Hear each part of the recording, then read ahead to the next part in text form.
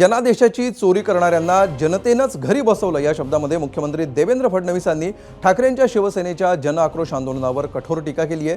राज्य सरकार विरोधात पुकारण्यात आलेल्या या आंदोलनावर मुख्यमंत्री फडणवीस यांच्यासह उद्योगमंत्री उदय सामंत तसंच मत्स्य आणि बंदरे विकास मंत्री नितेश राणे यांनीही आसूड ओढलाय। पाहूया या तिघांनी नेमकं काय म्हटलंय। लोकांच्या प्रेमाची चोरी करतो, लोकांच्या मनाची चोरी करतो, म्हणून लोक आम्हाला मतदान करतात आणि त्यांनी जनादेशाची चोरी केली होती।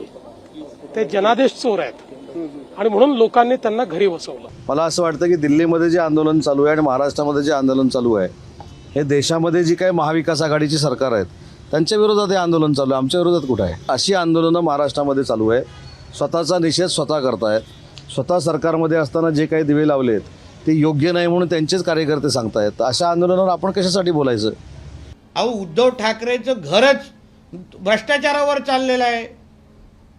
एक त्याचं उत्पन्नाचं साधन दाखवा, सांगा मला। हो, ज्याचं घरच भ्रष्टाचारावर चालत असेल, ज्याची गाडी, एअर कंडिशन, लॉन्ड्री हे सगळं अगर भ्रष्टाचारावरच होत असेल तर मग त्यांनी दुसऱ्यांबद्दल बोलू नये।